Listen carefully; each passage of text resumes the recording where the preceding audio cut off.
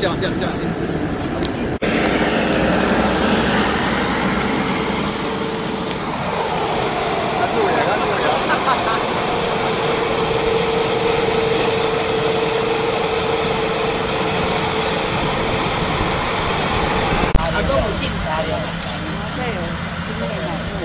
小鸟那么多，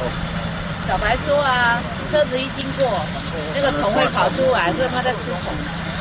有那么多虫。有了。你过来这后门那边啊，你看嘞。好，来开始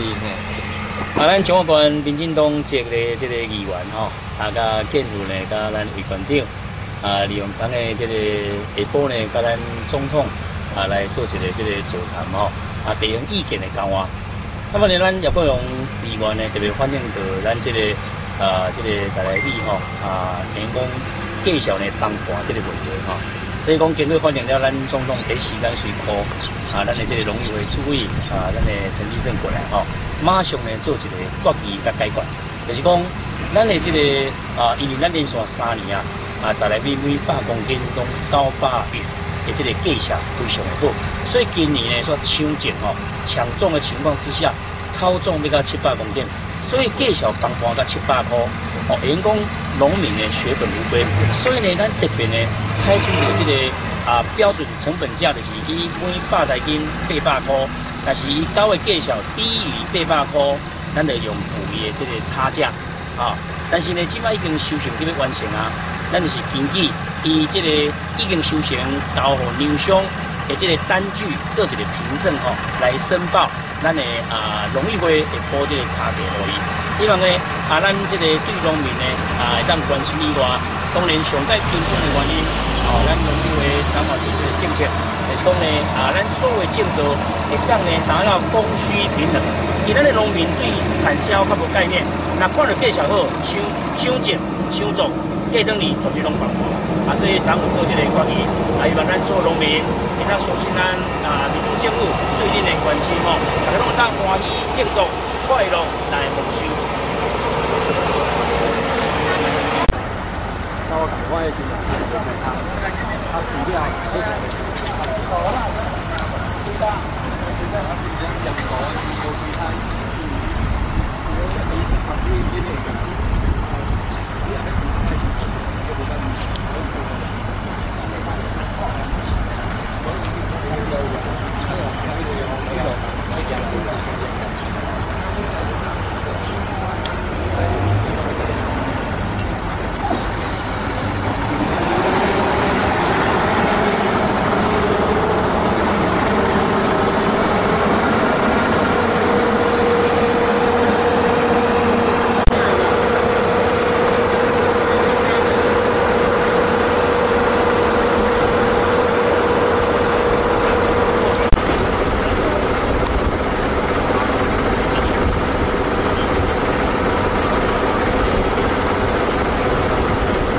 农民来讲，加减有帮助，